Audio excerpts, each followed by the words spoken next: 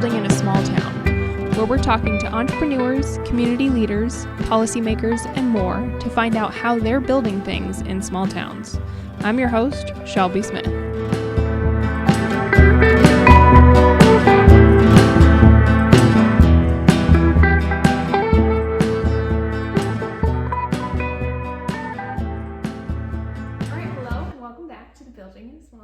Podcast. Today I am joined by another Collins local. I'm joined by the mayor of Collins himself, Brett. Thank you so much for stopping by and sitting down with me. No problem. So you are not a Collins original, are you? You didn't grow up in Collins. Well, no, I didn't grow up in Collins. I was born at the old General Hospital in Des Moines, Iowa. Okay. It's torn down now. I think there is a Mexican grocery store there or something to that effect. And most of my life I was raised in Bondurant. And I have two brothers born in California. My sister was born in Iowa with me. And then I left Bondurant for about a year and a half to Ankeny. Then I came back to Bondurant and graduated from there. And then I think I came to Collins maybe almost 25 years ago with my wife. Okay, and so Bondurant at the time, Bondurant was little bitty. I was going to say, Bondurant is not the Bondurant that we know today by any means. 49 kids in my graduating class. 49. And we had 50, but one of them just fell a little short. Yeah. A couple months. Okay, so that was back when Bondurant was about the size of Collins then. Maybe a little bit bigger, but not. We would have been, I remember wrestling against Collins Maxwell for sure. So I know we were 1A with them. I mean, they were small. Yeah. I don't even know what they are now. They're playing in the big leagues and they're up against, big schools now. So I would say, I think they're at least 3A. I think they're at least 3A, but there's some stuff I see them competing with the Yankees and Sally's Pokes and stuff, and that's really like wild for me. Yeah. Well, it'd be real weird if and when they get a second school, but I don't know, the way their growth is going. Yeah, I don't know where they're going to put it. It's just, they're growing like weeds. So that's true too. They're getting in a little bit of a turf battle between them and Altoona at this point of who owns what and where the lines are drawn. Now they know what Ankeny's been doing with everybody else around them. So yes, for sure. Okay, so grew up in Bondurant. You wrestled in high school. Yes. Did you go to college afterwards? Kind of. I've been around a lot of different places. I mean, I went to college. When I was in high school, about a week or two after high school, state wrestling tournament, and I was a qualifier. I didn't place or anything, but that was back in the one and done phase. You lose one, you're done. And about a week or two after that, I went down and joined the Marine Corp. So I joined the Marine Corps on February 28th, 1990. And then I graduated high school on March 25th. And by March 30th, I was on a plane to MCRD, California, where I started boot camp. And then when I was what they call as a 180-day reservist. And then, so you spend your first summer, then the next summer after college, you go to your school, which mine was infantry school, it's Marine Corps infantry. And so when I got back, I got home on a Friday, and then Monday I was starting class at Iowa State. And that's when the Persian Gulf War was starting to roll up, and so every day is like, well, they're gonna pull you out. So I was living life like I was gonna be gone tomorrow, which didn't include a whole lot of studies. And so I ended up leaving school early because we got activated, and then they ended up sending me to California to train. And then by the time I was done with that, the war was over because it only took 100 hours of ground war, and 100 months of cleanup after that or whatever it was, and then I came back home and I don't know what I did. Well, DMAC I think for a while, and so I've been to Iowa State twice, DMAC, Grandview, UNI, and Graceland Viterbo. So I've got my AA through DMAC. I've got a bachelor's through UNI and through Iowa State, and I've got a master's at Graceland University and my special ed certification at Graceland, which is the equivalent of a master's, and then I've got a master's program, educational leadership through Viterbo. So I've been everywhere except the Hawkeyes. All over the place. Yeah. Okay, so when you signed up for the Marine Corps, in February of your senior year, haven't even graduated yet. What, had you always been kind of pulled to the military and that end of service, or was that something your parents encouraged you to do? Like, how'd you wind up walking into that recruiter's office and being like, I am ready to sign on this dotted line? Well, I had a buddy who was gonna get a K-bar if he got somebody enlisted, which is like a knife. It's like $20 or whatever, but it's what the Marines carry, and he got in, and he wasn't that physical. I'm thinking, wow. But full disclosure, I kind of fell in love with the Marines years ago. I remember back in 80, and this is a long time ago. I graduated in 90, but in 1980, I remember when Ronald Reagan became president, and everything got really patriotic, and I got hooked into that. And so I always wanted to join the Marines. And I remember telling my grandma out in California, and they were Navy people. I mean, grandma and her friends were all Navy gals, and my grandpa, they all went to Navy. And so I remember saying something when I was a kid, like, you know, she's sitting around with her friends, and grandma wanted to join the Marines, and grandma was pretty rough and tumble, and she had every nasty word she could think of, and she was worse than a truck driver, and all them dirty Marines and blah, blah, blah, and, you know, because back then, after World War II, the Navy and the Marines were always, you know, fighting each other out, and so I never camped again. And then by the time I went to high school, obviously the bug was kicking in, so I joined, and I'm glad I did. I mean, it was one of the best choices I made. Yeah. And but then I just came home when I went to the recruiter's office and said, Mom, guess what I did? She said, what? So I joined the Marines, and she goes, oh boy. She didn't say oh boy, but she said something to the effect that I won't repeat here, and that was it. But you were 18 at the time, so there was nothing, you know, that you could do at that point. They never really told me to do whole much. I had one expectation from my dad, which was the only thing my dad really told me, rules was, don't get put in jail, call your mom now and then, don't get anybody pregnant, and you are going to graduate college because you're the last one I got, and you're going to be the one who gets it. And I roundabout, I went through it, and I finally got there, but it took me a while, but I got there. Yeah. Interesting. Okay, so when you go to Iowa State that first time, knowing full well you're not going to finish that first time because you know you're gonna. Well, I didn't know anything at that point. I got in there with, it's different now. They do such a good job educating kids. You know, I work in a school, and we really take kids on tours to MCC, or take kids to DMAC, or we've taken kids to UNI and stuff. We do such a good job, and everything's visual now. The internet's obviously it wasn't even existent on our level when I was in high school, but the idea of going to college was just show up and go, and so I just showed up and went, and I didn't have a schedule to the day I walked on, and literally I picked up Russian, some math class with a German guy, couldn't understand a word he said, astrology because I was following the girls. I thought, man, if I could look at the stars and tell the constellations, this would be a good pickup line, you know, type of thing, and I don't know what else I got. I mean, it was some other class. It was a history class, which was more, you know, specific to me. It was something I had an interest in, but I had no business. I was not ready for that. So at that point, it's safe to say you didn't have like a major chosen or a particular path that you wanted to go down? I had a major, but it wasn't something that was on the register. I mean, I was more registering and partying. You know, that was where I was at. So yes. And I had a good time. It is what it is. I mean, yeah. Wasted money, but I could have done that at home, you know. Fair, but also, yeah. Part of the process. It is all part of the process. Okay, so you go off and you're Marine infantryman and all of that. You end up deployed to the Gulf? Well, you know what? No, I didn't. I ended up going to California to do training, which ended up being just miserable because they'd been in a drought for 5 years, and they had more rain in the first month that I was there than they had in 5 years combined. Of course. And so we were flooded, and we were always wet, and we were always walking in, you know, so it was actually pretty miserable training. And I was a little out of shape because obviously I'd been living like I was gonna die, you know, for the last 4 or 5 months, partying up and stuff.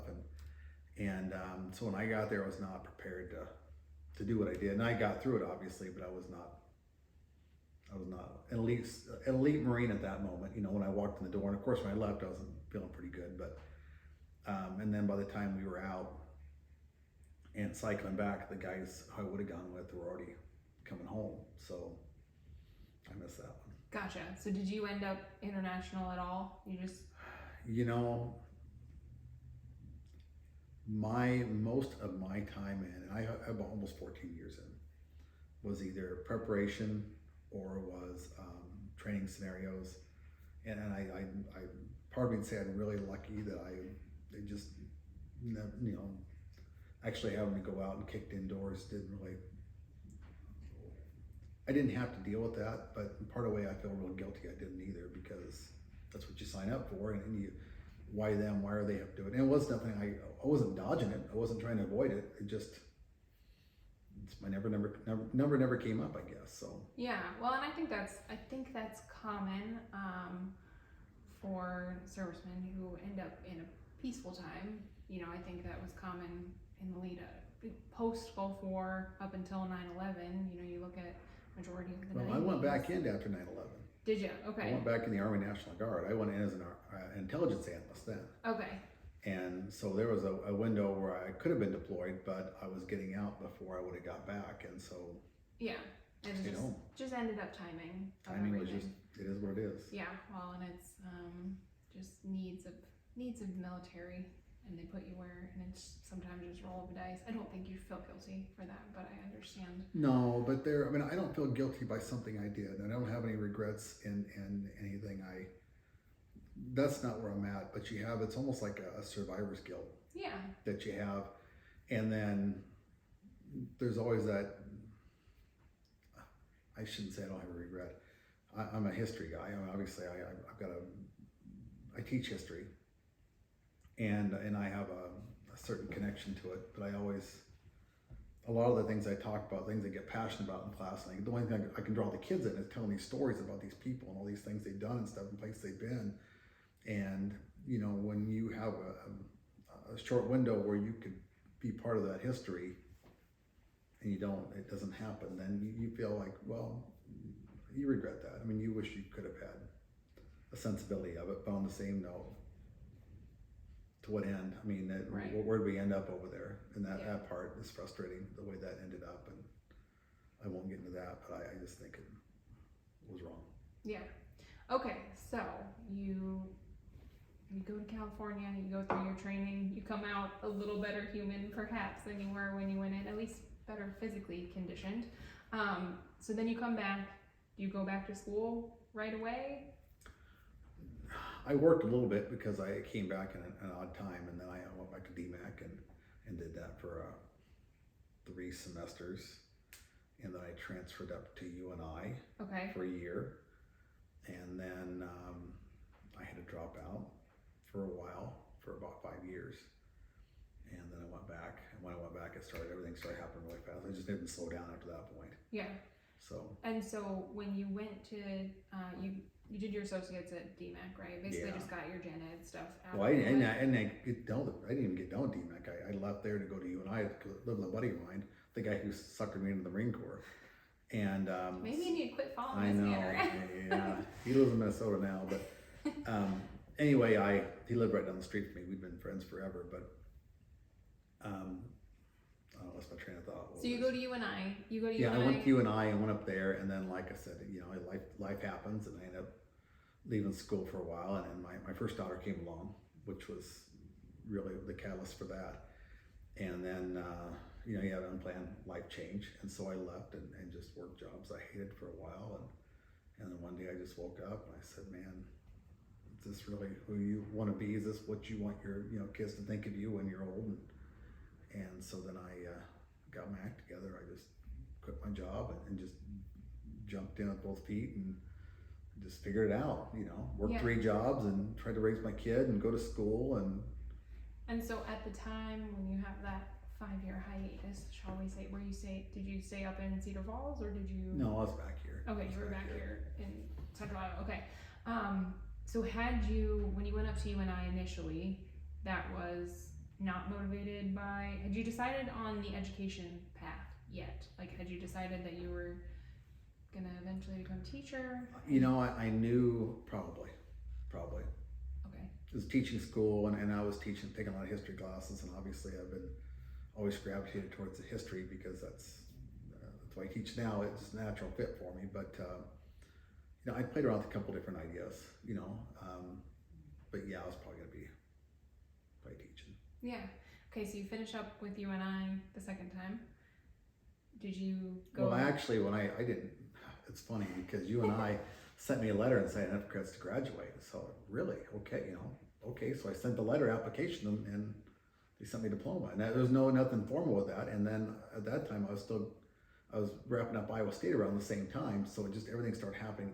So within 1 year, I got my A degree. I got my degree from liberal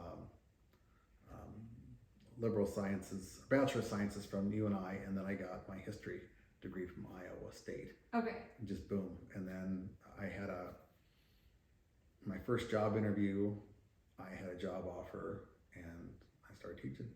Okay. That was it. And where was that first job offer? Hubbard Radcliffe. Okay. So little school. Little school. At this time, you guys were based in Collins already.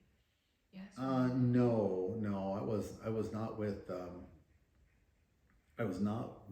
my wife yet. Okay. And I think the first place we lived together was in Colo.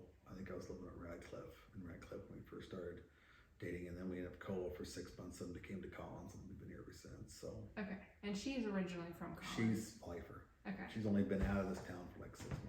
Honestly, she got out to Colo for a little bit. Yeah, well, okay, maybe 9 months. I mean, she hasn't been out here very long. And she always stayed here because of her grandparents, and they're gone now. So it's a little, and of course we're raising kids now, and so we got one left who's graduating this year, and then after that, who knows what'll happen. But yeah, we always talk about, you know, maybe we should move, but where are we gonna go? Yeah. I mean, we're not attached to any place else. Why not just stay? I guess so. Yeah, maybe somewhere with a little less harsh winters. Well, but then you go somewhere else. There's always something, no matter where you go. You course. can't go to Colorado. You can't go to Florida because then we're with hurricanes, and you know they have tornadoes in Texas too, and so. That is true. There's drawbacks to everywhere. Yeah. There's benefits to everywhere as well. Okay, so you get this first job at Hubbard Radcliffe. Yeah. Is it teaching history? I had 6 different preps a day. So I taught social studies. I'm sorry. I taught psychology, sociology, American history, world history, American government, and I taught a session of PE. And geography, I forgot about that. Holy cow. And it's my first year teaching. I was 28 years old. Luckily, I was a little bit, you know, I had a little more confidence, I guess, or a little, I don't know, gravitas, I guess, than somebody who just walked out at 22. And a lot of these kids were farm kids, and they were a really good football program. And out of the 64 boys in the school, 46 of them played football. Okay. That's the whole, 9 through 12. And so it was, I mean, these were big farm kids and stuff. And the fact that I'm 5'9", I could walk in there and keep my line a little bit, but also keep my sanity and teach so many classes. I thought I was doing pretty good. Yeah. But I was a day ahead of everybody. I had textbooks, and I would just figure it out. Yeah, as what you do. You had to. Okay, so you taught high school right away though. Yeah, so it wasn't was your PE high school as well? Or was that? Yeah, Okay. yeah. And it wasn't legal to teach it. I mean, they had to get the PE teacher planning period. So they said, hey, you're free. Yeah. So, okay, whatever. Okay, so how did you, wow, I'm just having 6 different classes. Yeah. That's a lot. For a first year teacher who some of those classes I never really, econ, I guess I taught you. I mean, depends on what semester it was, it would fluctuate a little bit. So it wasn't even the same class all year long. It would be, you have to change up. Semester. Yeah. Wow, that is quite the course load. Yeah. And so how long did you end up staying at Hubbard Radcliffe then? About 5 years. And did you have to do those 6 that entire 5 years? Oh yeah, I was the entire history department. Holy cow. And then I was the head wrestling coach, I was an assistant football coach, I was a junior high track coach, and I taught driver's ed in the summer. You were busy. Yeah, and then I left that job to go work for the Army full-time, Army National Guard. Okay. That's when I rejoined, and that was in 2011 maybe. No, 2006 is what it was. And I worked as a recruiting retention officer for a year, and then I slid out of that and became an intelligence analyst, and I got a top secret security clearance, which sounds really cool. It is really cool, but I had the same as top secret SCI security clearance. It's the same security clearance the president has, but I don't get the information the president has. Right. You know, it sounds really cool, but you don't. It's only cool when you get information. And but I worked out of Des Moines with that, and then I went back in teaching, and I taught special ed for a couple of years, BD for 2 years at Hoover, then 2 years at Slice Poke, and then they basically cut my position because they were having budget changes or whatever, and the workload had changed. And before they were able to offer me a different job, I had 3 other interviews and 2 other offers, and I ended up at where I'm at now, teaching social studies again. So I've been doing that ever since. Yeah, and you're at Marshalltown Yes. now, right? Yeah. And Marshalltown High School. So you're 8th grade. I teach Okay. 8th grade social studies. Okay, that's that's a good age. 8th grade is a good age. It is. I mean, 7th graders and 8th graders, that's what we have in our building. 7th graders are kind of like puppies. They feel like you run everywhere, and 8th graders are more like cats where they don't want anything to do with you. Right. And that's kind of what we're fine. Yeah. Well, and it's yeah, I think 8th graders are. I don't know which one would be harder, 7th grade or 8th graders. But 8th yeah, grade I is, suppose I'd that much is- rather have 8th grade. Would you? You know, they're just mature enough to where you can have a conversation with them, and they're not. They're mature a little bit, but they're still kids, and you can Right. still. And you know, some teachers really struggle with this age group because you have to have the right kind of personality. You just do. If you don't, good luck. You won't last. These don't last very long. Do you mean because the kids are?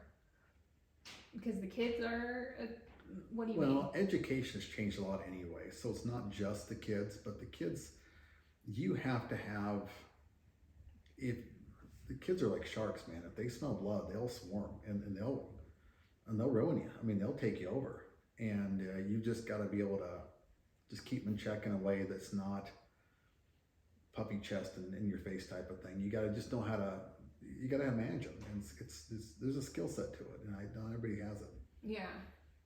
You know, but for the most part, I think the most important thing when you teach middle school or any kids is you have to set your non-negotiables, and these are things.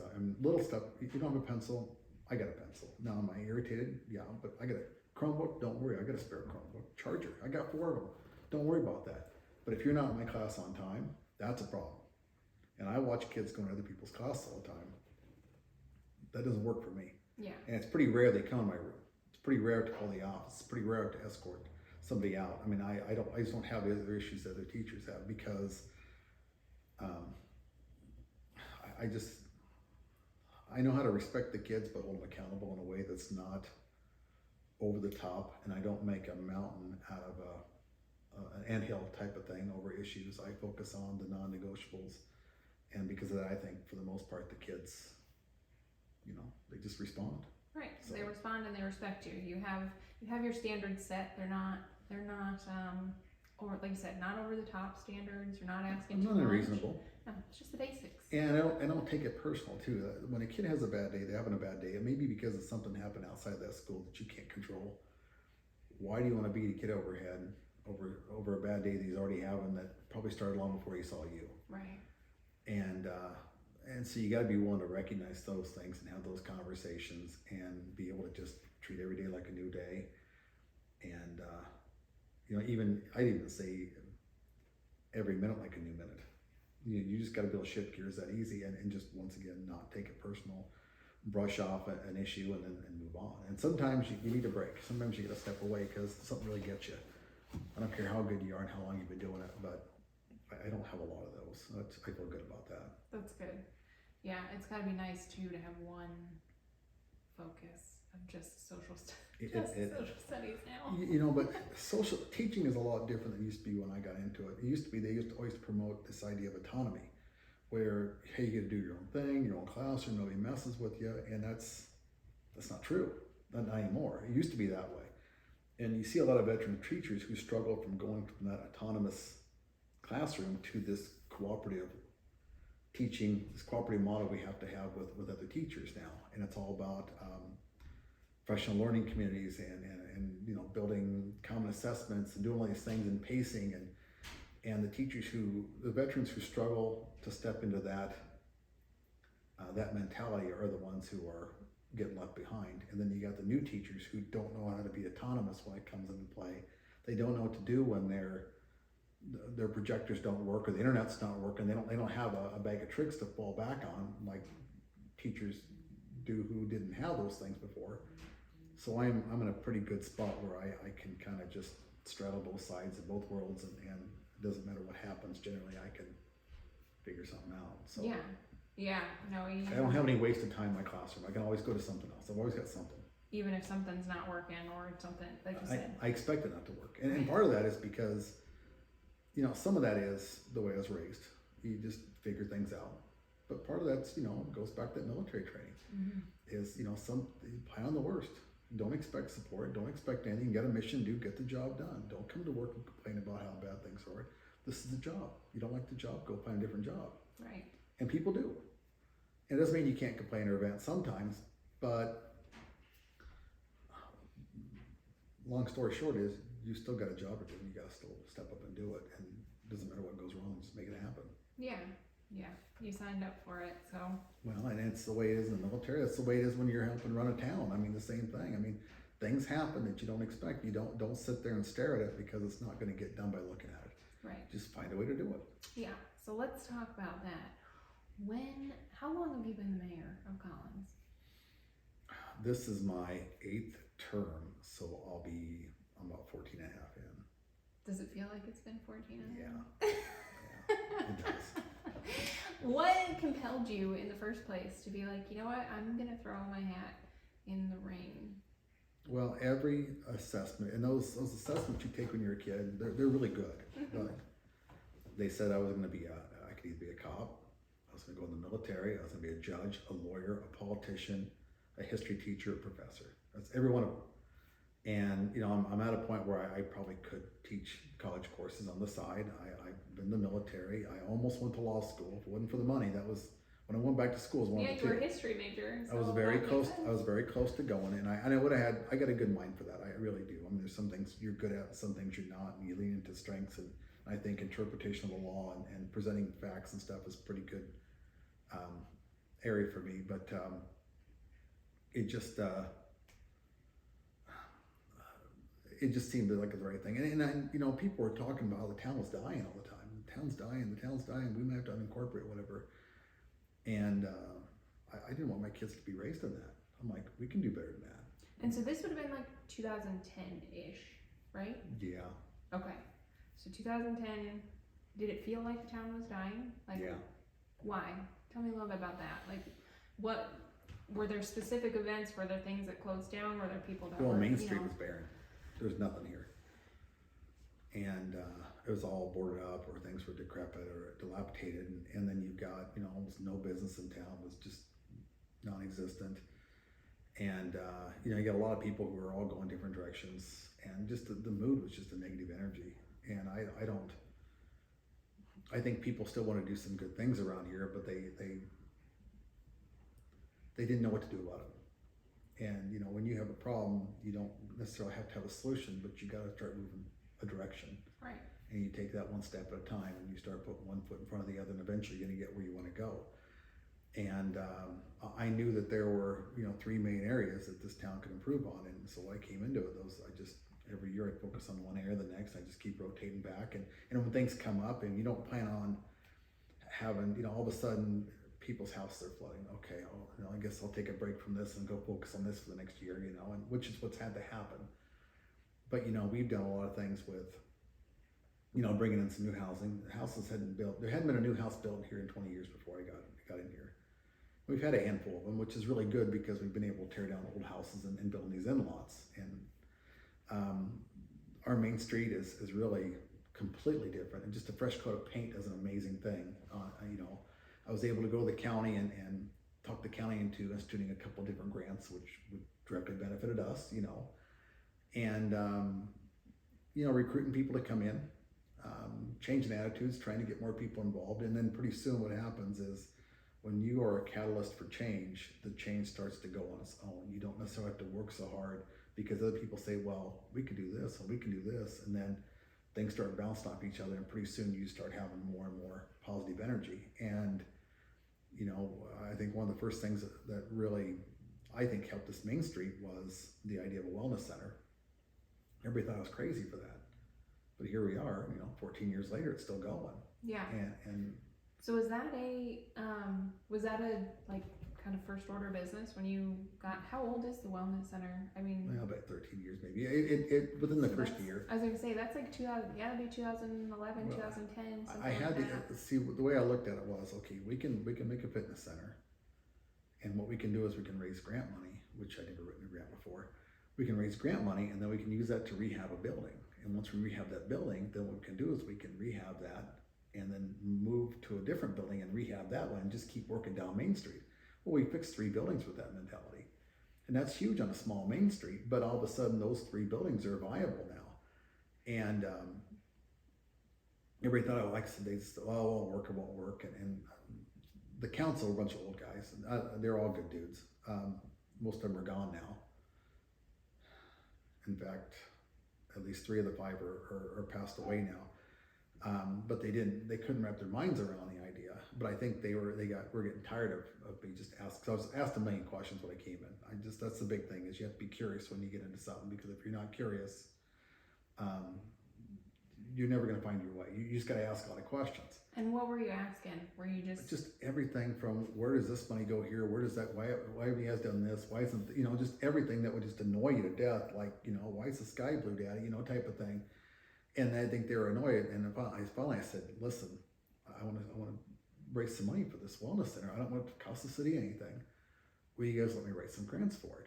I'm like, well, I said, okay, I'll tell you what, if I get a petition with 100 people signing that they participate in this, will you do this? They go, if you get 100 names, you can do what you want. I said, fantastic. Everybody agree? Great. I pulled out a piece of paper with 100 names on it. And I said, well, I'm starting tomorrow. And they're like, oh crap, you know, and I just kept going. Okay, so how long had you been in Collins before you got elected? You said you've been here about 25 years. No, I might be stretching the 25 years, probably closer to 22. Okay, so you then at that point had been in Collins for less than 10 years, most likely. I was probably, I think my daughter was 2. She's almost 18 now. She's probably 2 or 3 years old, and she's a little bitty. So I hadn't been here in probably 5 years. Okay. Were you running uncontested? No, there's 3 other people that ran. Okay, then tell me about that campaign. I had a brochure, and I had 4 signs I made. I put them in yards. I had a brochure I made up, and then I just took them out and door to door and handed them out, and I got like 86% of the vote. But full disclosure, that people running, I don't think they just put their name in because nobody else was doing it. Yeah. And then, so I went through some phases where nobody wanted to run against me because they obviously either didn't want to do it or thought I was doing good. And then I had a couple of years where I had, you know, a little competition, and that didn't work out for them very well. Or me, depends on how you look at it. You know, I'm still here, I'm still dealing with it. And then I had, at least 1 year I didn't even put my name in the ballot, they just wrote me in. Right. So I guess that's what happens when you're in a small town and you're not making too many people mad at you. Well, and that's why I didn't know if that first one, if you ran uncontested, because I had known that subsequent ones you had been uncontested, and I knew about the one where you didn't actually run and everybody wrote you in, or enough people wrote you in that here you still sit. But so for that first one, you know, it's one of those things, your wife's a lifer, so she was at least known within the community. But then would you just say that it was a matter of effort like that? You just, I think it was effort where, hey, if he wants it, let him do it. And the other thing is, I know at least one of the other people that I was running against was a woman. And there was an old crowd around here. There's still a lot of people thinking, well, that's not woman's work type of thing, you know. So I have a feeling that was probably some of that. And sometimes not being known works in your favor. Because if you're around here long and you make connections, those connections aren't always good. Yeah, they're not always great. Aren't always good. So you can actually, you know, put yourself in a dark corner if you're around people too long. And you know, luckily I don't have too many people here that just, you know, a lot of people here, newer people here just don't know me. but the people who do know me, even the ones who may not always agree with me, I think they think that I have the best interests of the town at heart, and because of that, they tolerate me. Right. You know. Yes. Okay, so you get this wellness center up and running. You get the ball rolling despite not necessarily the greatest support from the council initially. You are able. There was one guy on that council, and I to this day, he was Winston Ratan. He said, "I don't think it's going to work." Did he say why? He just thought it was a crazy idea. Okay. He says, "But I'm gonna help you if I can. I'm gonna give you a shot." And so he came in and helped with the wiring. He kept, we had to redo a bunch of stuff in the place, and I know this building, and he put in a lot of effort, physical effort doing things. He said, "I just don't think I think you're crazy." And then after that, he's like, "Well, maybe you aren't crazy." And then every time something would come up, he'd say, "Whatever the mayor says, I'm with him," and okay, I won one guy over. And then at that point, the battles were a little easier. Right. So that first building, which building was the wellness center in originally? It's right across from here. It was actually a hardware store, and then it was a laundromat, and then it was a crack house. And then we got in there and cleaned it up. And now, once we left there was a pro wrestling troupe in there and some other things. Okay, so it's the building down the corner. Yeah, it's right in the corner. Was originally where it was. Yes. Okay. And then it moved to, there was possibly yoga done in my building. Yes, as well? we renovated that building as an annex. Okay. And so we were able to raise grant money from that. We used that for a while. And then we shipped it down to this other building once it came, and I was negotiated to get that donated to the city for $1. Mm-hmm. And once we got that, then we just raised more money. And that building's previous life was a bar, somebody told me? There was a bar there. Okay. And even before that, there was half of it was a leather shop, I think. Okay, like custom leather. Whatever. Yeah. Before my time. My wife remembers that. That actually goes back to the old, I don't want to say scandalous time of Collins, but that's our big murder. We had a murder in Collins years ago, and that was, What? That guy worked out of there. Oh, There- yeah. What is that story? Well, I hate to mention names, and I probably won't, but he's still alive. His wife isn't, but Because of that? yeah. He Oh, killed her. jeez. Yeah, and that was just right down there off the Highway 65, and then I wasn't there, but I know that he was not very tall, and she was real tall, and he had to, take means to. How long ago was this? It was 82, 84, something like that. My wife was a little kid. She saw, and there was people here in this town who were, and they're still related to him. So I don't want to, go too crazy, but I'll Google it. go ahead. I I can't stop you from finding things, Yeah. but I mean it's just, but I mean you start making all these little historical connections. That's the history people aren't really excited to talk. They're proud of, but it's a fascinating part of the history because that was, I mean, I know the drugs were involved in that situation, stuff like that, and that's not just a modern. That's something we've dealt with in this country for years and years. And so you got, I mean, I don't know. And you ask how does that affect the people who are still alive, and how that affect them when it's just a lot of fascinating questions because I got the historical mind thinking. Everybody Right. wants to just look at the positive stuff, but the negatives shape us too. Yeah. And that put Collins on a map for a while, in a bad way, but at least we're on a map, and people knew we existed. Possibly not for the reason that you wanted. No, to not for a good necessarily. reason. And like I said, I feel horrible for the people involved in all ends. But yeah, that's big excitement here in Collins. Wow, I was not aware. And of you hear that. about the train derailment that happened out by roads. You hear about stuff like that. People talk about that, but they don't want to talk about those things. And I guess and same with my teaching, and same thing when I talk about the military, whatever. You got to talk about the good, you got to talk about that bad, to appreciate the whole. Right. And if you don't have enough integrity, honesty to confront the things, in history that didn't go very well, then, our state's been really hammering down on what you can talk about, what you can't, because they don't trust the integrity of some teachers, and I get that, but they tiptoe, even talking about, the 1850s and slavery and things like that. And I tell it how it is. I'm not here to glorify or glamorize anything, but it's part of us. Yeah, context is important. Context It is. matters. And like you said, it has impacts much further than anyone would ever necessarily see while it's happening. That's right. So yeah, I appreciate that you do that, because I think like you said, tiptoeing is fairly common, of just not wanting to pretend like certain things didn't happen, or like that impact. But nobody wants to get in trouble. Right. But then nobody knows what they're dealing with. Yes. So you might as well just tell it how it is and move on. And people but you don't have to do it in a way that's going to offend people. And you gotta. No, there's lots of ways to communicate something accurately without doing it in a, like you said, in an offensive manner, or. But people are so easily offended now, and that's the frustrating part, because you can't have civil discourse without it just turning. You're not allowed to disagree with someone across the table. You know what I mean? Like, if hypothetically, like if I was a Democrat and you were a Republican, like, today's world, we're not allowed to get along and have common ground or anything that way. And the people who are most angry are the people who aren't even really Democrats or Republicans. They're so far to one side or the other that they've completely lost sight of what those parties actually originally stood for. Yes. And that's the part that it's almost comical in a way, but it turns you off to the whole process too. Yeah.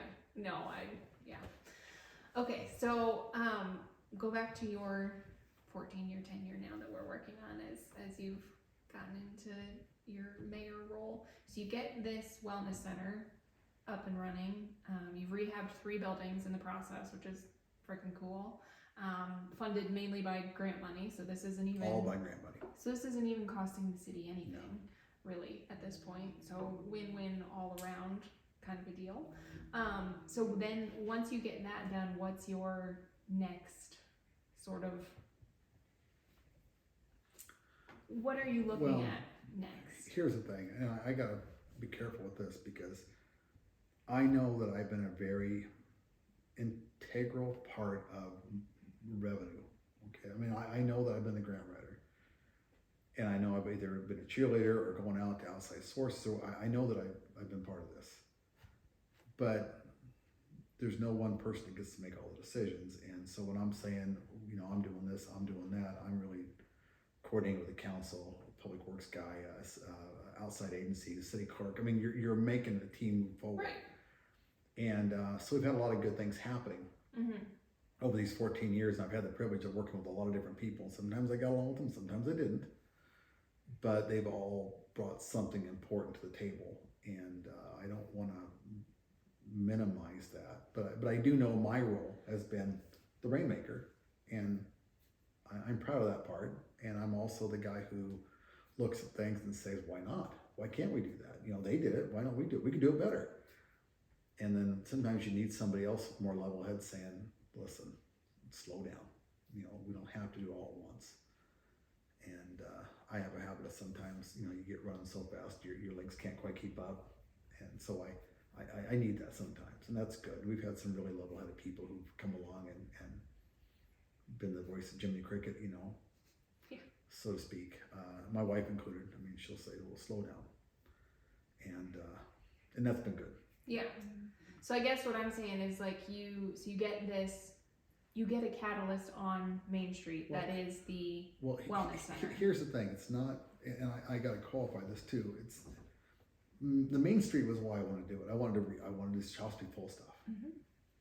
But at the same time, you've got administrative issues, you've got budget issues, you've got your streets, you've got water infrastructure, you've got sewer infrastructure, you've got equipment that's falling apart, you got city buildings that need attention, you got all these different things they don't tell you about, and then you got all these different regulations and different things coming up from the DNR and the EPA and all whatever. And then you have a tornado, or then you'll have a derecho come in, or whatever. And so there's always something to get in your way and derail you. And so you've got to be able to just have vision to see it all.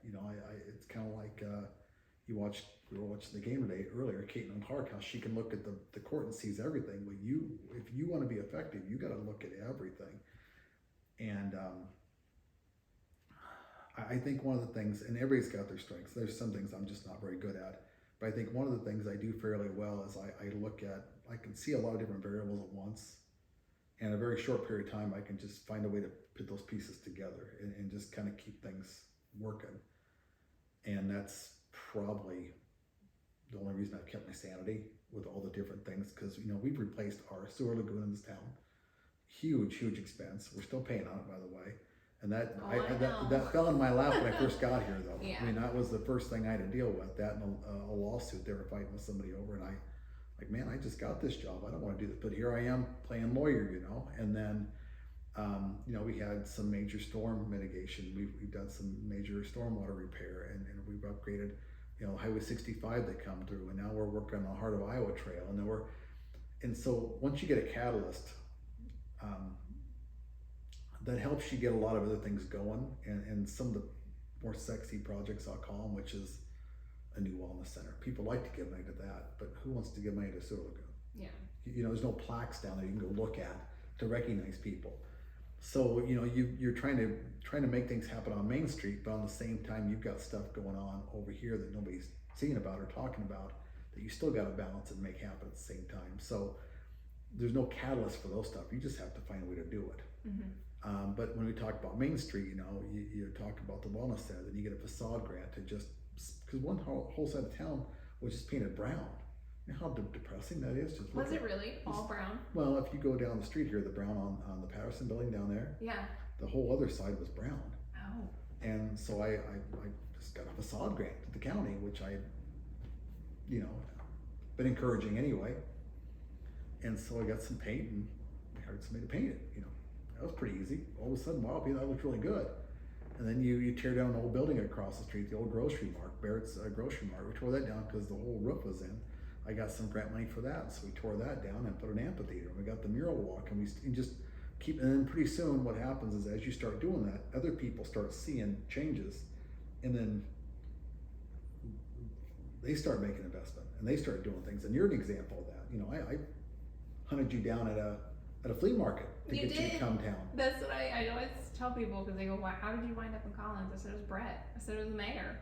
I said, "I went and looked at that building." I said, "The only reason I knew it existed was because of 1 Million Cups. Ames Chamber is now Greg Picklap, Yeah. who we work with a lot. Greg Picklap, the person who had his position 2 people ago, Dustin is his name.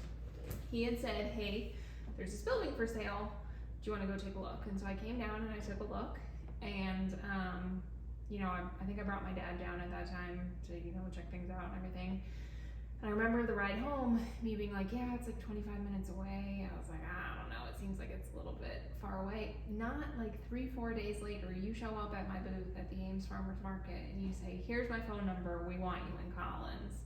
And I was like, well, maybe I should, give it another look. And not maybe 3-4 weeks later, I'm closed on the building, and here we are. Here we are.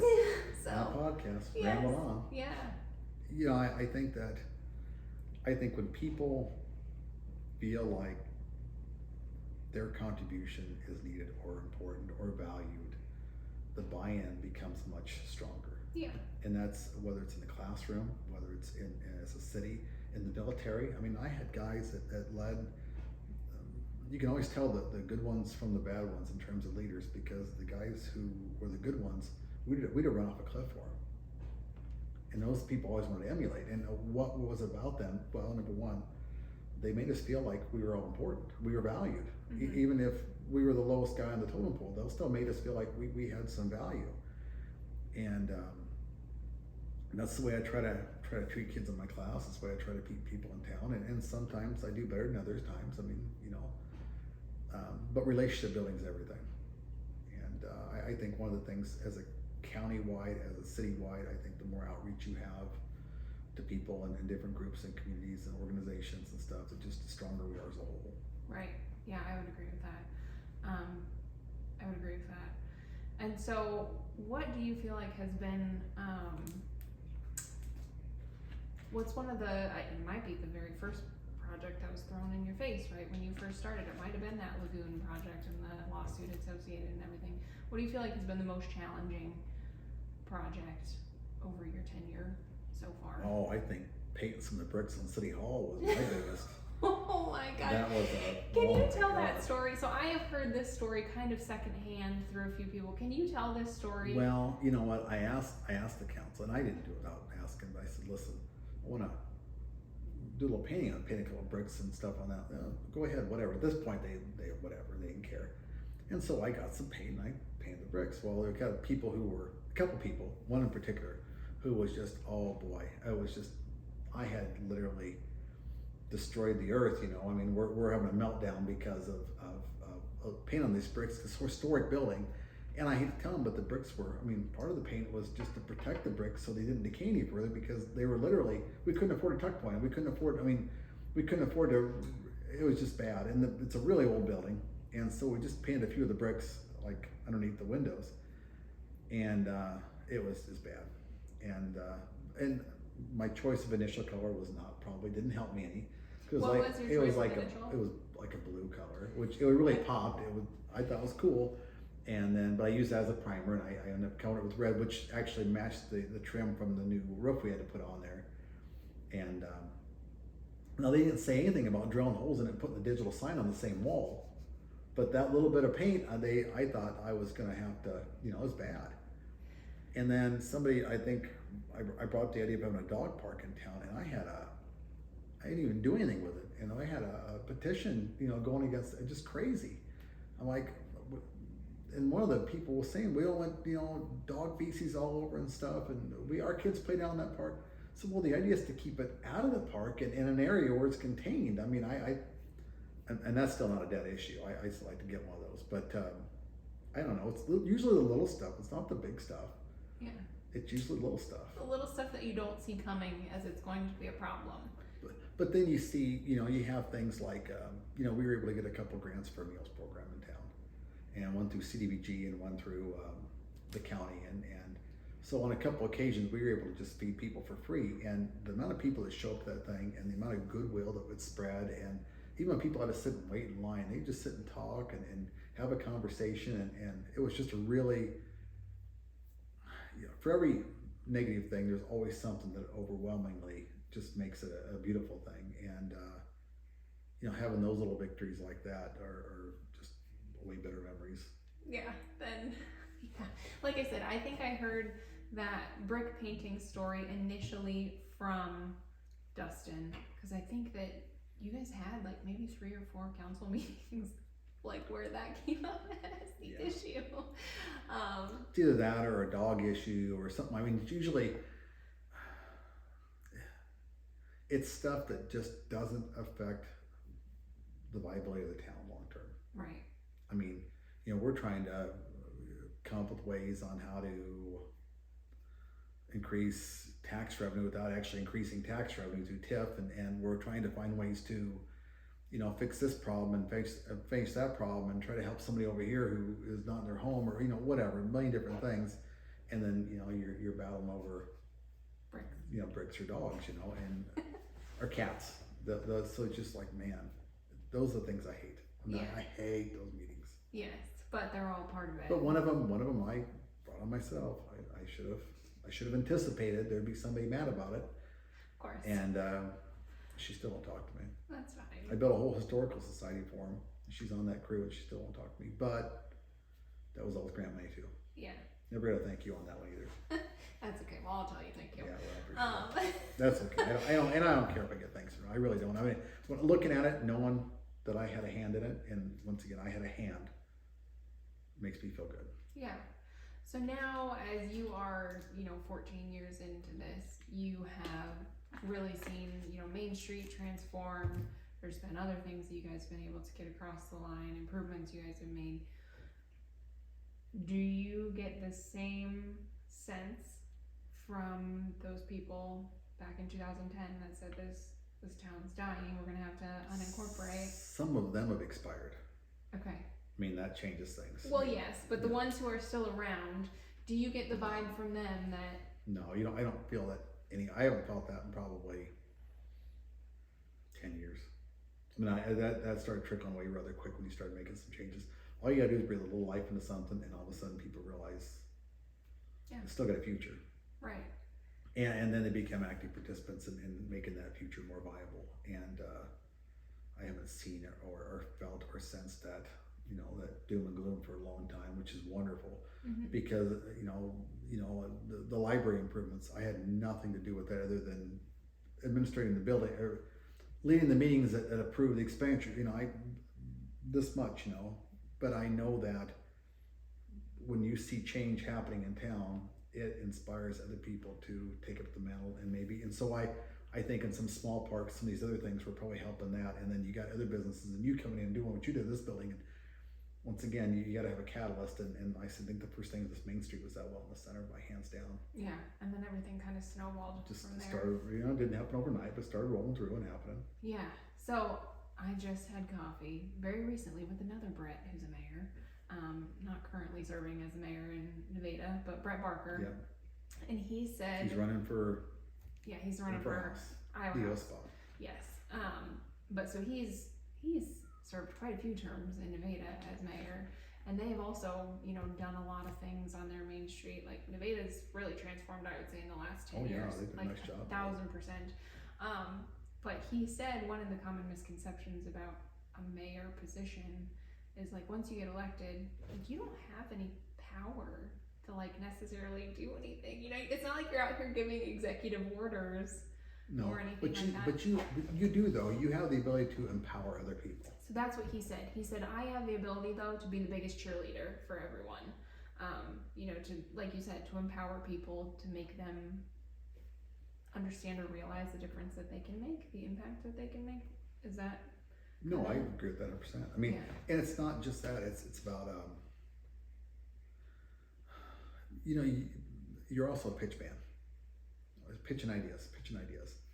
And I'm one of those people who always sees one thing, what about this, or what about this, and that goes back a long time too. But you learn that process of just brainstorming, and when you can get other people to have those conversations with you, and it's not a joke, then that's another way you can participate. Mm-hmm. And so it's not just cheerleading people on for their ideas; it's maybe helping influence ideas or spark ideas or encourage ideas from your own babbling, I guess. Yeah. Well, and I've always got ideas about something, so yeah, that is one thing I will say. You definitely are an idea man. I'm a tinker mentally. Yeah, which is a good thing. It keeps you on your toes in many ways. Your wife probably has. Well, I think she'd be worse if I didn't. I mean, I'd go crazy. Yeah. And I would legitimately go crazy. My mind's always, and I think she wonders, what are you doing? Nothing. Yeah. I'm thinking, and sometimes I have to veg out on TV just to quit thinking because my mind's always turned on something, and that's. It's a gift and a curse. It is, and my thing is, I have been in the service of something bigger than myself my entire adult life. And it's just, other than maybe a couple of years, and I'm 52 now, going on 53, and over time you start building more and more confidence in what you can do. And I spent a lot of years where I probably didn't have that confidence, and I was bluffing it through bravado or from, whatever,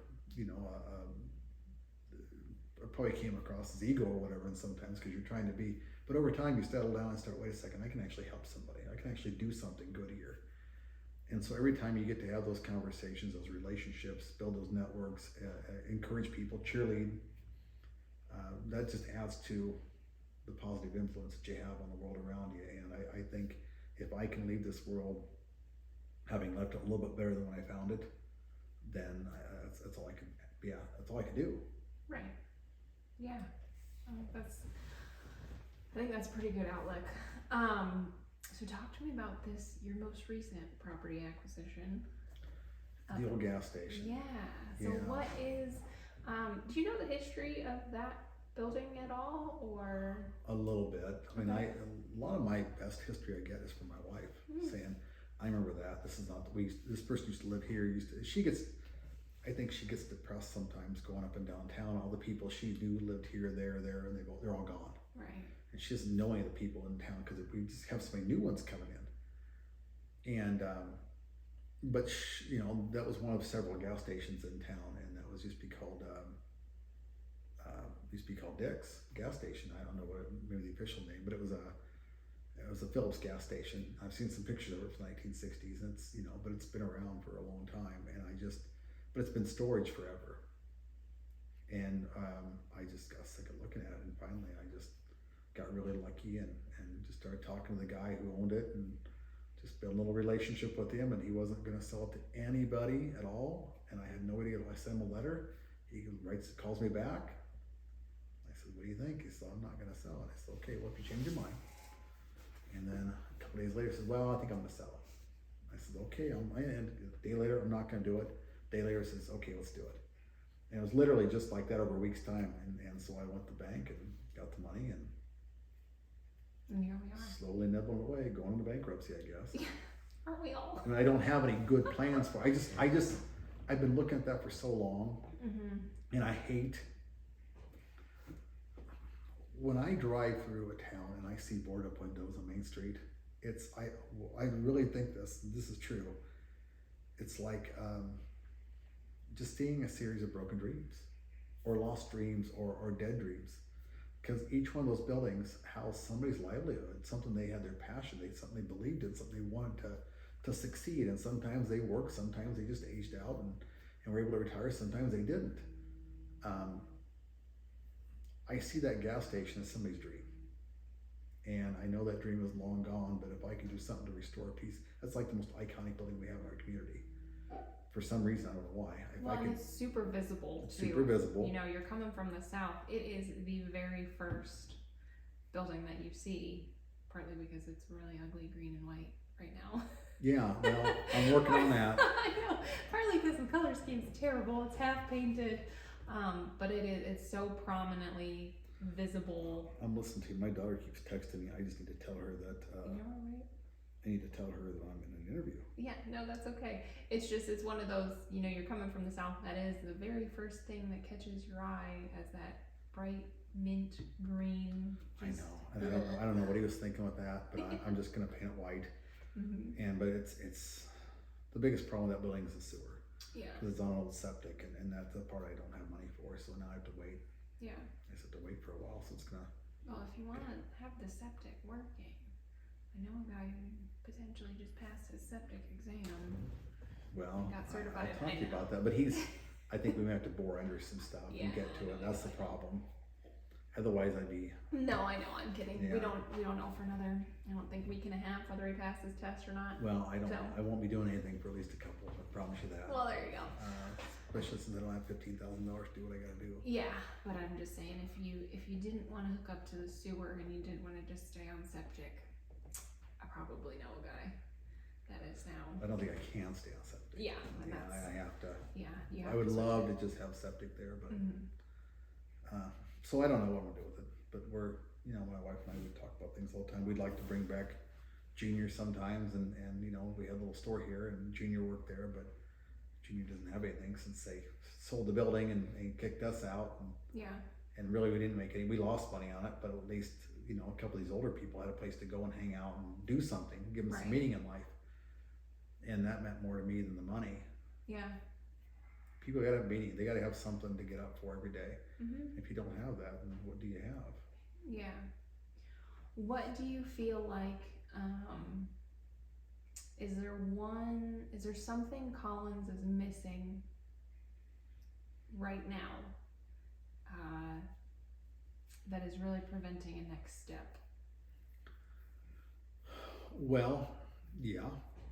I think we are always going to be limited for growth because we have nowhere to expand, because we're locked in with farmland, and the farmers aren't necessarily eager right now to sell. The other thing is development. You know, we've had, the only reason we've had the housing developments we've had so far is because I've been building houses. I mean, we have one house that I didn't build, but every house that's been built in the last 15 years, I built it if somebody else did, and I'm not a builder. I hired them. I can go to the bank and talk to somebody and give me money for a while, and I'll you know. But my thing is to bring in families and have these. But you have a lot, an in-lot. The way these lots were built out earlier, they weren't built for large houses, and these large contractors, they all want to, you know, they all want you to come buy a $250,000 house, $300,000 house. We can't build something like that. There's parts of this town that flood too. So I mean, it doesn't. Traditional housing doesn't work, and so affordable housing in the state of Iowa, they look at anything below $215,000 as being affordable housing. Well, that's not affordable for somebody just starting off. And so if you can build a nice 2-bedroom or 3-bedroom house and you can build it on a slab and make it conform within the easement, that the setbacks we have for these lots, and you can sell it, for $150,000 or less, all of a sudden now you have affordable housing that really everybody in the county, everybody in the state should be modeling after, but nobody's building these houses. They're either building the really expensive ones or they're building something that's a tiny home. Right. There's nothing in between. Now, I'm sorry, I think I'm fascinated by tiny homes, but I'm not gonna live in one. They're not practical. They're not practical. They're not, no. And I'm gonna be an empty nester next year. I don't need a 2,500 square foot house. I just don't need it. Right. So where's the medium? Where's the middle? And so that's what I put up around town. And so but you're running out of in-lots now. So where do you go now? Mm-hmm. And so you gotta be able to expand outward, and we're just not quite there yet. And finding developers who want to come in and spend the money on that. I think it's coming this direction. Mm-hmm. Is it going to come in the next 5 years? I don't know. 10 years? Probably. Yeah. Right. Well, it'll be interesting to watch our neighbors to the north with Colo as they just, got their new development proposed and approved and all that. I want to say it's like 7 acres. I'll be interested to watch how that all pans out. Well, I think the more growth we're going to see is actually going to be coming from not so much that direction, but from that Bondurant direction. Oh, 1,000%. Trickling this way. Yes, people that are looking to get out of Bondurant, Altoona, the friggin' Des Moines Metro. That is what it is. That Baxter's too complicated to get to. It's right. We just. It used to be Bondurant was the place you moved to if you wanted to get rid of the city. Right. It was the bedroom. Well, that's gone. Yes. Now it's all one. Yes. And so that eventually moves, and I tend to agree. I think that it's kind of inevitable. I look at kind of Dallas Center and what's happened to Dallas Center. Yeah. Like that used to be sleepy little town. Sleepy little town, and used also 1A wrestling school. Yes. Yep. DCG. And so now it is what it is. It's basically huge. Yeah, it's the same situation. But anyone's guess in terms of timeline of how long that ends up taking, but hard to say. We'll see what happens. I think that's our biggest hang up. It's just we have no place to grow yet. I think that's going to change. I think this Heart of Iowa trail is coming through, and I've been lobbying with the county for a long time about this, and we're finally getting these changed to the Heart of Iowa. We're going to do some park stuff over here. We just got the council to approve a new pickleball court, taking the old tennis court and convert it to a 4-court pickleball court. It's going to be all brand new, refurbished. It'll be done by Collins Days. That's a big one. Cool. One of the challenges we have in the city is, and all cities are getting this problem, but we don't have the tax base to do a lot of things big towns do. Mm-hmm. And you got an Ankeny, a Bond right now too that's growing, and they can tip these new areas, and they get new businesses coming in, and they can take this the captured revenue that they have from these developments, and they can put that back into infrastructure. We don't have that. Right. We do have some TIF, but we put it just to fix up what we've already got, which is cities and stuff. It's not really geared towards growth. And it's more maintaining what we got or fixing up what we got.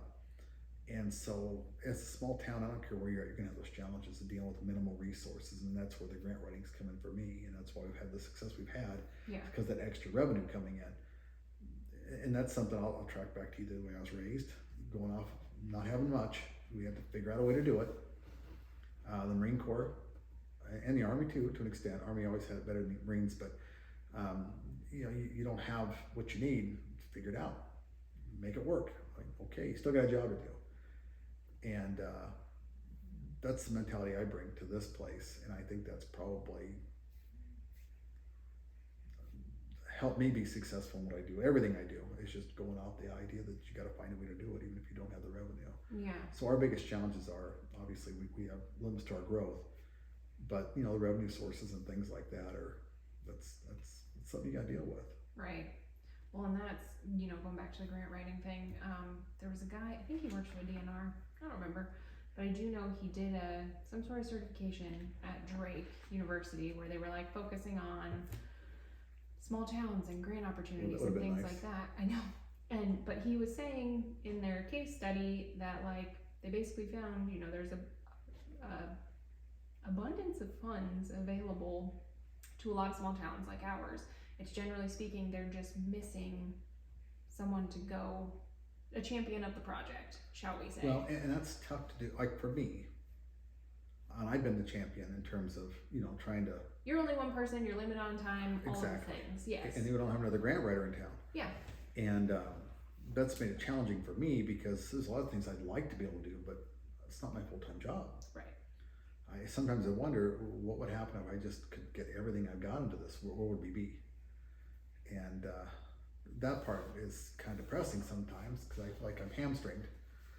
But on the same note, I feel good about what we've gotten considering the amount we've been able to put into it. Right. What you, yeah. And like I said, once again, I'm good at raising money and finding money and doing things like that, but I have to really rely on the people around me to make something happen and execute it. Right. And you got solid people who are competent around you.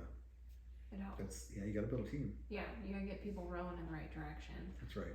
But I think that you've absolutely been instrumental in even just getting them moving, in a direction.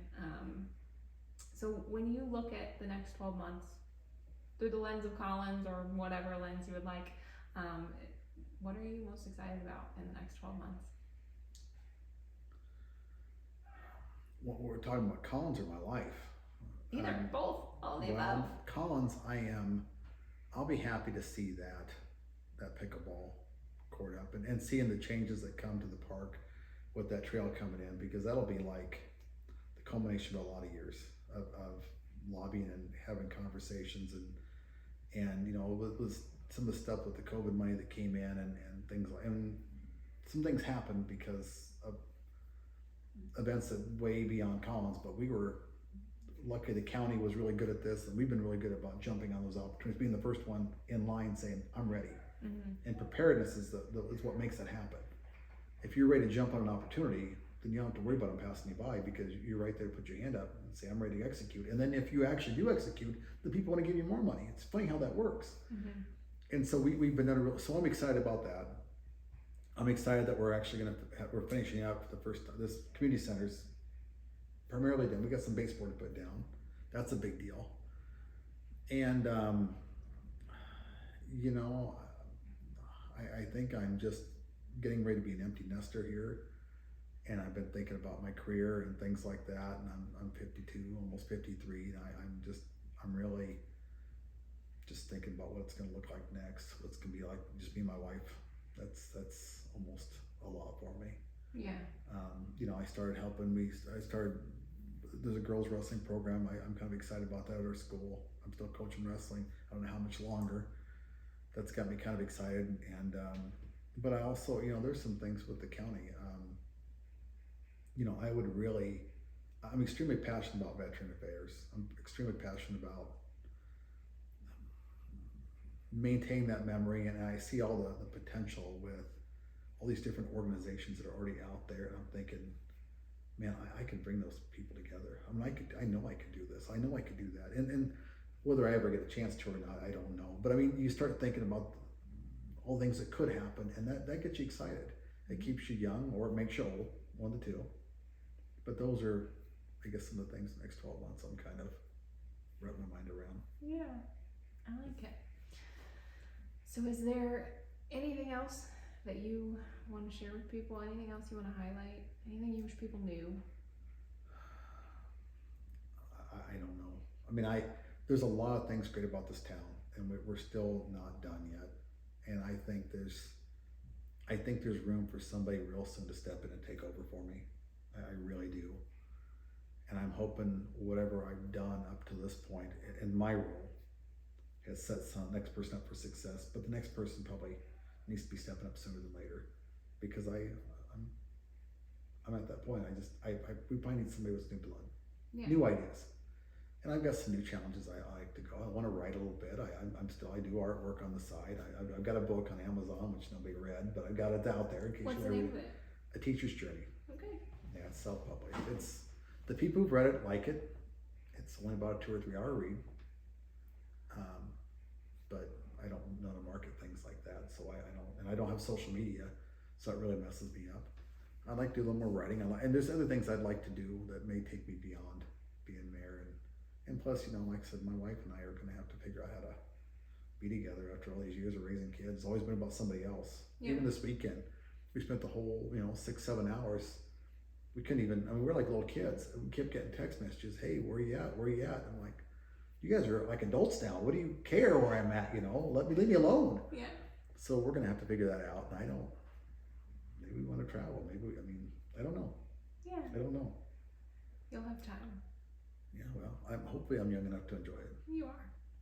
There's some people who retire and they're gone in a month. I don't want to lose that time. I also don't think that you're one to traditionally retire. I think that, like you said, you have so many ideas, you have so many things that you'll always be involved in something. You'll always be doing your art, you'll be writing, you'll be doing, you won't be. Well, as an educator, I think I'm getting to a point where I need a new adventure. Yeah. And 25 years of this, I think there's a couple opportunities that might pop up that I might be able to jump on and make something happen and take the last 10 years of my, actual working time and see if I can't build something with it. But I don't know. They say and by they, I mean somebody else that I previously interviewed on this podcast said that the best cure for burnout is a new project. And I said, I think there's a lot of truth in that. I think you have to be, and I mentioned this earlier, you have to be very curious in life. Mm-hmm. And I think you don't have to be curious about everybody you see, but you have to be curious about your own limitations. And if you aren't trying new things, I don't care if you're 15 or 25 or 55, you may not know what you're great at yet until you start asking questions and try it. And there's a lot of things I haven't tried yet. The days of me rappelling off of mountainsides and fast roping out of helicopters or kicking indoors, that's long gone. I can barely walk up a set of stairs now, but there's still things I can do, and there's still ways I can help. And I know that luckily my kids are all on the straight and narrow. My wife's got a good head on her shoulders, and I'm real proud of some of those things. And I just think with a little grace from God, I'll just keep on going and try to do something else good. Yeah, I think it's awesome. Well, I can tell you, I am super appreciative of all you've done for this town. You've laid a lot of groundwork before we arrived in town, shall we say, to pave the way, make it maybe a little easier, a little more amenable for some of the conversations, like getting this Catalyst grant, things like that, where we had to work with the city. That I think, had you not already convinced a few people that, hey, maybe somebody with a crazy idea, like maybe we just let them do it and see what comes of it, kind of a thing. Exactly right. And so I think, had you not fought some of those battles earlier on in your tenure, that something like this that we did here. I love crazy ideas. Yeah. I made my resume off them. We're full of them, so No. so yeah. And like I said, the only reason that I ever wound up in Collins is because you stopped at my booth and said, And just imagine you might be the next mayor. Yeah. I don't think this is not a mayoral campaign announcement, okay. Let me tell you. Yeah, we're also busy humans with lots of other ideas too. Yeah. So anyways. So is that. Yeah, I know how that goes. So anyways, thank you very much for sitting down. And my first podcast, fairly painless. Yeah, I try to make it relatively painless. I try not to say anything that would really get me in big trouble. Yeah. Or I don't know, you brought those bricks up again, so. I'm not sure they'll be listening, but we'll see. You never know. You never know. Anyways, anything else you want to leave people with? No, I will say this though. Part of my big motivating factor for doing this, being a mayor, was because of my kids, my wife, and my wife's grandparents. And that's always been a motivating thing. I wanted my kids to have something to come back to. And I wanted to have something here that remind my wife of the way it used to be, type of thing. That's a big motivator. And some of the best things I've done is because of them. And I want to make sure they know I appreciate them, and people know that I'm still. It may not always seem like, I'm kind of like a bulldozer when I walk into things. I had to learn a long time ago that you used to walk in the office with the secretaries. I'd walk in and say, I need this, And you just forget, step back, and they're not where you are. You got to have some, hi, how you doing? How's your day going? Oh, by the way, can you help me out with this? I mean, let them have a chance to acclimate to your dynamic. And it took me a long time to figure that out, and sometimes they don't figure it out, but I'm extremely proud of my kids. And I think maybe there's something I'm doing that's been a good example, because my youngest daughter's been kind of a beast in school. And I know that's a lot of it's because of her mother too, but I mean, I don't know. I'm very proud of my family. I'm very proud of what we've accomplished in this town as a community. And I just hope the town lives, for another 100 years or more with or without me. So, Yeah. And it'll be without, because I don't make it that long, but that's where I'm at. Well, thank you All right, again thank you. for sitting down and doing this. Okay. Appreciate it. Sounds Thanks, good. guys.